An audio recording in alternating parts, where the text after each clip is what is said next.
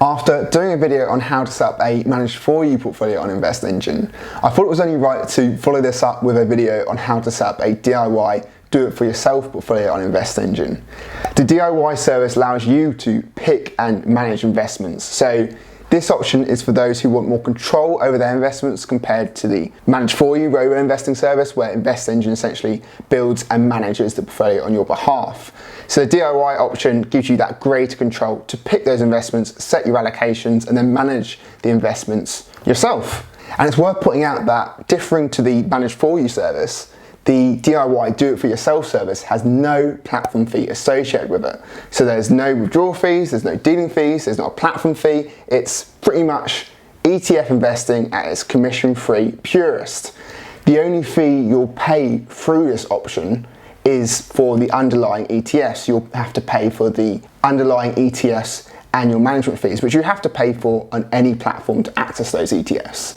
And those fees start off at 0.05%, so they're relatively low, and obviously depending on which ETFs you choose will determine the annual management fees you have to pay for those ETFs. So let's get straight into it and let's look at the process of how to create your own DIY portfolio. So you'll be taken to this screen after going through the standard sign-up process of entering your email address and choosing a password. You'll be asked to choose your investment service, either do it yourself, DIY, or manage for you.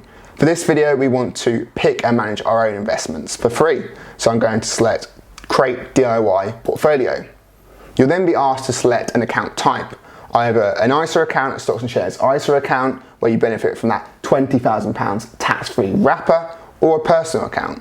For the purposes purely of this video, I'm going to choose a personal account, and then I'll be brought to this screen where I can start browsing all of InvestEngine's ETFs, all the ETFs available on InvestEngine, and start building my portfolio. You can see they've got a huge choice of ETFs, over 510 ETFs to select from.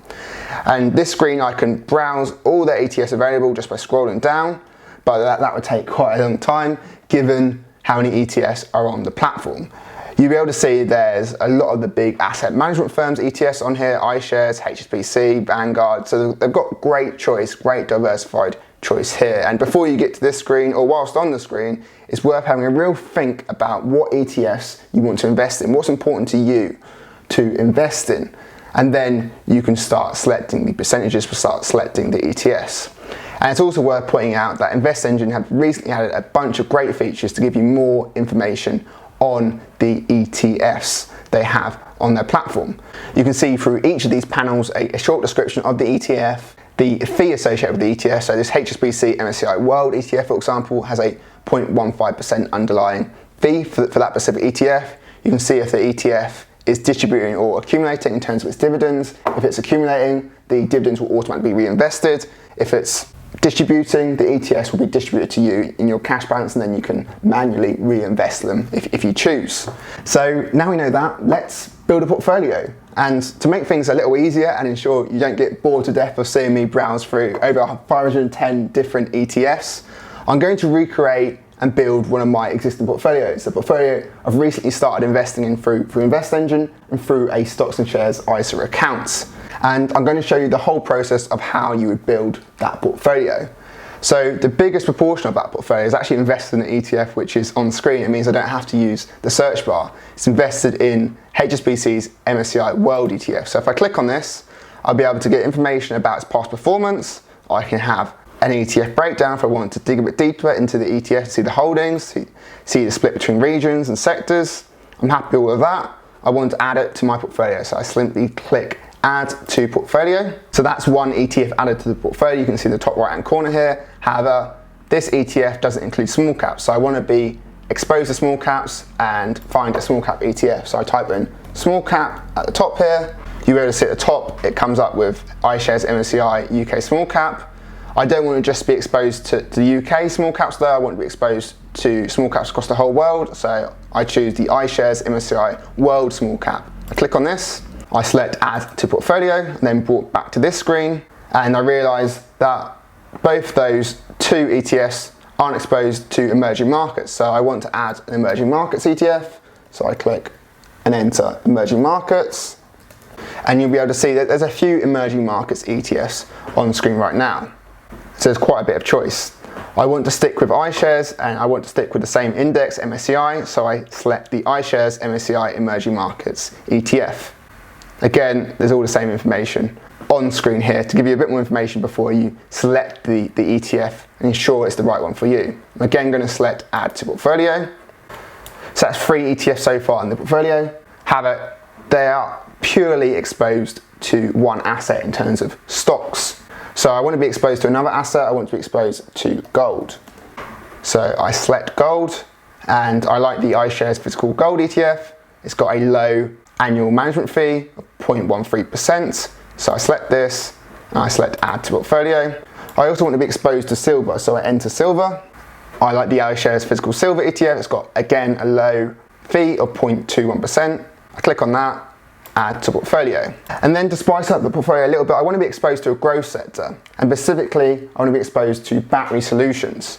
I see this as a huge growth theme in years to come, so I type in battery solutions, and I can see there's a battery solutions ETF, WisdomTree's battery solutions ETF, and it's even got a little ESG sticker you can see here, as InvestEngine have identified it fulfills the ESG criteria. So it gives me some specific exposure to doing an ESG ETF, which is great too. So I click on that and I select Add to Portfolio. And now with that, I can see I've got 6 different ETFs in my portfolio, and I'm happy with that. So I select Continue.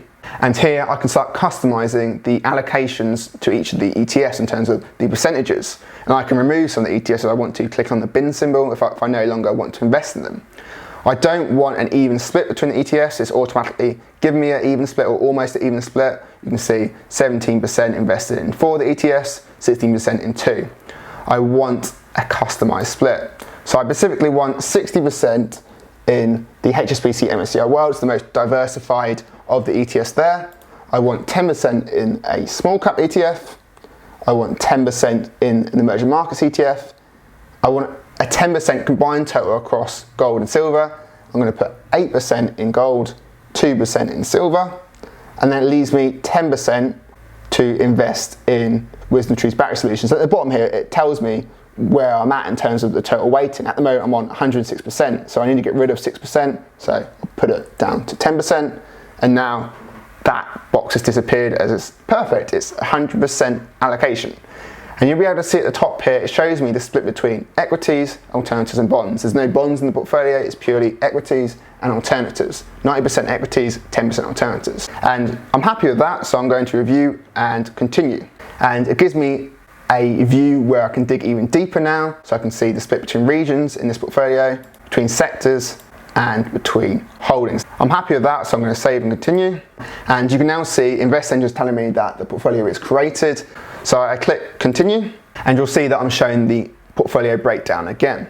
The next step, as that box just stated, is to fund the portfolio. And to do this, you simply press the invest button. You would then add cash and select the amount you wish to invest based on, of course, you've got to have a cash balance to do so. You review the order and submit the order, and then InvestEngine would execute that order and fund your portfolio. You can also set up automatic monthly top-ups through direct debits. You can set up a auto invest option where InvestEngine will invest the available cash within your account automatically in your portfolio. And then there's a bunch of different options associated with the portfolio. So you can dig deeper with analytics associated with the portfolio. You can edit the portfolio, so I click edit. I can edit the percentages, which gives me great control over customizing the portfolio.